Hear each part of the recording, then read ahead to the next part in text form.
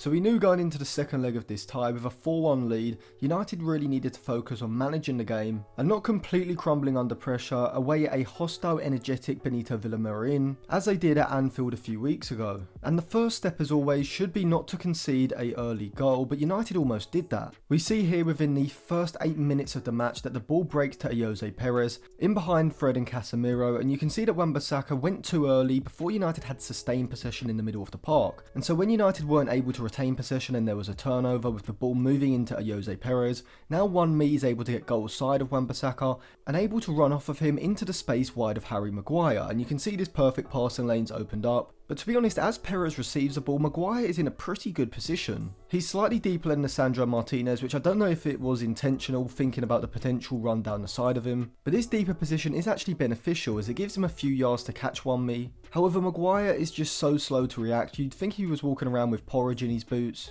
As even when Jose Perez is adjusting to play that pass, Maguire still has barely moved, and now at this point Wan-Mi is level with him, eating up the ground that Maguire had to start on Wan-Mi. And so when Jose Perez is able to release Wan-Mi down the left side, even though the Spaniard isn't rapid, Maguire is so slow that Wan-Mi is able to drive through on goal. And to be honest, he should have scored the one-on-one opportunity, but he drags the left-footed shot wide, squandering maybe Betis' best chance in the game. And I think this example perfectly exemplifies just how beneficial having a quick centre-back can be. As if someone like Rafael Varane or even Eric Bailly had been in this position, they'd probably get back and stop Wan-Mi even getting the opportunity. And whilst Wan-Mi did eventually miss the shot, it was a massive opportunity so early on in the game that if it had gone in, United would have been under real pressure. However, there was a part of Maguire's game that I did actually find quite interesting, and it came towards the end of the first half. Here we see as United have possession in the centre of the pitch in the middle third, that because Casemiro has dropped between Maguire and Lisandro Martinez, creating a back three, Maguire is now able to occupy a wide position on the right flank, and because Wan-Mi has followed Wan-Bissaka inside, this leaves Maguire with space, and so when Fred is able to move the ball out to Maguire, he's able to quickly get the ball out of his feet and drive the ball forward from inside the United half into the final third. And this type of ball carrying ability is probably one of the strongest part of Maguire's game, and probably the main reason why Ten Hag is now using him as a right-sided centre-back rather than a left-sided centre-back, as he has been used at United for the last few years, as on the left side when he drives forward, he's inevitably going to have to turn back on his right foot, whereas on the right side he's got the ability to carry on driving forward and then play a forward pass with his right. And we can see this ability when we look at his FB ref report, as he ranks in the 76th percentile for his passes into the final third, the 79th for his overall progressive carries, and the 84th for his carries into the final third. And this is definitely a valuable asset for Ten Hag to have in a centre-back, as with Lisandro Martinez on the left side, he already has a centre-back who can progress the ball very well via his passing, and so on the right side he may prefer to have a centre-back who can progress the ball via his carrying. Now Victor Lindelof and Rafael Varane can definitely do this to a pretty good level. However, with me assuming that one of Maguire and Lindelof will leave in the summer, and United needing a backup and a long-term replacement to Rafael Varane, and also a long-term partner for Lisandro Martinez,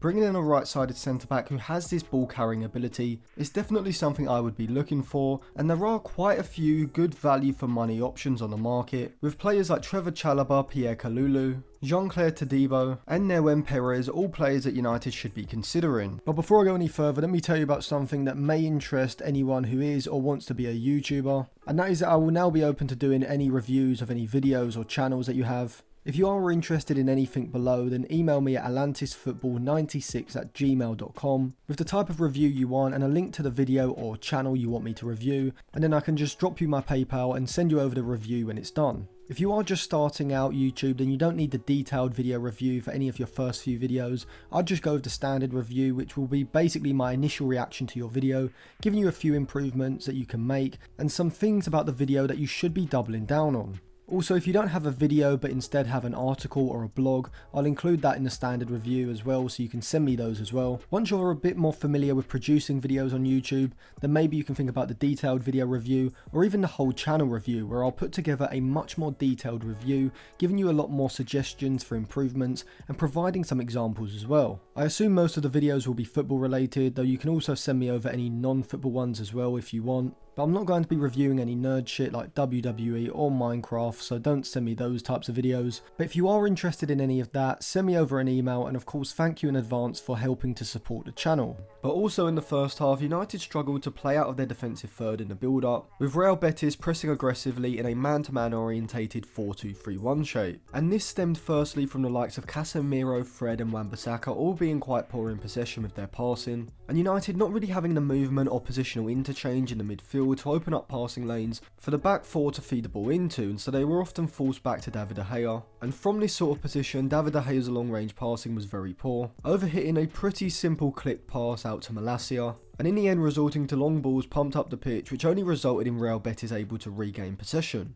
And this is an area of David De Gea's game which I spoke about in my analysis video of him and Diogo Costa. And despite most people agreeing with me in the comments, there were a few people who still don't seem to recognise the importance of ball playing ability in a keeper. But this was a perfect example. Had United had a keeper like Costa, ter Stegen or even David Raya, they would have been able to beat Real Betis' press, work the ball out of their defensive third, pushing Betis back into the middle third, and able to retain possession and sustain attacks. However, because David De Gea doesn't have this ability, and the players in front of him like Wan-Bissaka, Casemiro and Fred were also sloppy with their passes, this resulted in United unable to get a grip of the game in the first half, and Betis arguably being the better side. However, to be fair to David De Gea, his longer range passing did improve as the game went on, with this probably being the best example later on in the game where Dalot plays a pass back to him, and all these short passing options are being cut off by Betis' high press, and he's able to thread a long pass along the ground through the Betis defensive shape into Weghorst's feet, who's dropping off from the forward line and does well to link the play first time, knocking the ball into Pellistri, and his pass release in Sancho would have been great apart from Sancho straying offside. But nevertheless, that all came through David De Gea's progressive pass upfield, and this is a type of pass that he does need to do more consistently throughout United's build-up play. And De Gea also made a crucial save in the first half when Guido Rodriguez was able to thread a pass in behind Lisandro Martinez and Harry Maguire, and Maguire just completely lacks awareness of Wanmi's running behind him, and of course doesn't have the pace to recover, allowing Wanmi to run through on goal. And David De Gea is quick off his line to make the 1v1 save, but this is yet another example of how Maguire's lack of pace and awareness allows the opposition to create chances that they shouldn't really be able to create. But alongside David De Gea, two other players I thought had really good games for United were Bruno Fernandes and Facundo Pellistri. Fernandes has been coming under criticism from a lot of United fans over the last few weeks, but I do think this is unwarranted as it coincided with United's downturn in form slightly after the 7-0 loss to Liverpool and the draw to Southampton, and I think this really comes from people not really knowing who to pin the blame on. People are obviously not wanting to criticise Casemiro and Lisandro Martinez too much because of how fabulous they've been all season, with the same going for Marcus Rashford, whereas Weghorst and Fred are players who we know really aren't good enough for United long term, but have probably been overperforming what we expect of them in the last few weeks. And with Antony also being a high profile signing as well, it seems like Bruno Fernandes is the odd one out and seems to get a lot of the blame unfairly in my opinion. We see here in the first half that after David De Gea is able to claim the ball, he's able to roll the ball out to Bruno Fernandes in space, and Fernandes just gets his head up straight away, seeing the opportunity to release Marcus Rashford in behind the high Betis back line, releasing Marcus Rashford in behind, but he eventually gets stopped, and I think it got pulled back for an offside as well. But it's this sort of willingness to be direct that Bruno Fernandes has that often leads to him misplacing long passes, but it also does lead to him creating big chances, particularly when he's playing those through balls for the likes of Marcus Rashford to make runs in behind into 1v1 positions. And so I do think it's beneficial to have Bruno Fernandes in the team, but in a more advanced position where he can get the ball and play these through balls straight away, rather than when he's receiving the ball in deeper positions in front of the opposition's midfield line. Another example of Bruno Fernandes using his long passing ability to progress the play is here. The ball goes into him on the left side and he's immediately able to see Weghorst in space on the far side and drives a perfect long pass over to Weghorst, advancing the play into Betis' defensive third. But Facundo Pellistri was another player who impressed me, in particular his ability to progress the ball up the pitch. We see here that Malacia plays the ball forward and there's a series of headers in the middle of United's half, and because Adna, the Betis left back, has been drawn into a central area to contest the aerial duel, and so Pellistri advances forward ready to break into that space if the ball comes over to the right side, which does happen, and from here Pellistri is able to drive the ball forward into the Betis defensive third. But from here he does well to release the ball at the perfect point into Bruno Fernandes, and from here he's able to show the variety of his creative passing. as he's able to thread a disguised pass into Marcus Rashford, who should score the 1v1 opportunity, but Rui Silva, the Betis goalkeeper, does well to make the save. And we also saw Rashford and Fernandes link up a few minutes later when Rashford and Fernandes exchange a 1-2. Rashford plays the ball into Bruno Fernandes on the edge of the box, and once again Fernandes is able to play a subtle pass, finding Rashford's run intricately, and Rashford once again should score, but he skies it over the bar. But that was two clear-cut chances that Bruno Fernandes was able to create from that advanced position behind the forward line within the first 10 minutes of the second half. And then just a few minutes after this, we saw Fernandes play a pass into Rashford in behind the back line, and the pass probably could have been a bit heavier as it would have then set Rashford through on goal,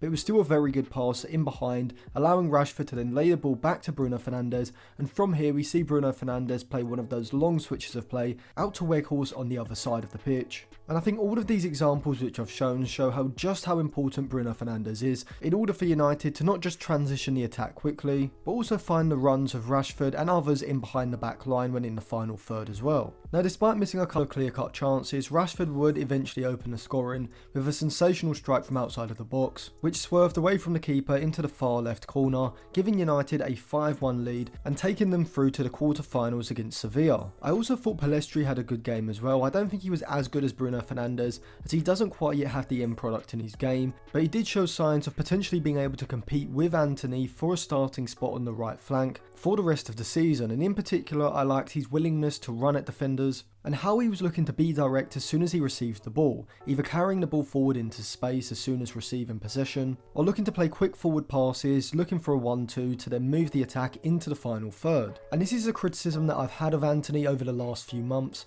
He seems to slow up the attack, receiving the ball and just taking too long to actually do anything with it. But Pellistri, on the other hand, receives the ball and is immediately doing something. You rarely see Pellistri receive the ball and stand still holding on possession, which allows the opposition to get back into position and close off spaces. And so I think particularly against sides who do look to press United high and leave a lot of space between the lines for United to play through, Pellistri may be a better option than Antony because of his ability to carry the ball forward at speed and take advantage of these spaces. But nevertheless, United managed the game well, avoided any hiccups, and United are now through to the quarterfinals where they will play Real Betis' Andalusian rivals Sevilla, which definitely will be a hard tie, but these two games against Real Betis definitely bode well for Ten Hag's side, as Betis are in 5th place in La Liga, just 3 points off the top 4, whereas Sevilla have really had a poor season by their standards, sitting down in 13th in the league. So in theory, if United are able to comfortably navigate the Betis tie, given that they are much the better Andalusian side at the moment, you would imagine that they would definitely be confident of making their way through against Sevilla into the semi-finals, where they would meet either Juventus or Sporting in the semi-finals. So thank you for watching. If you enjoyed that video, you can check out some of my others which will be linked in the description. I have got videos analysing who I would rather sign, Kane or Osimhen,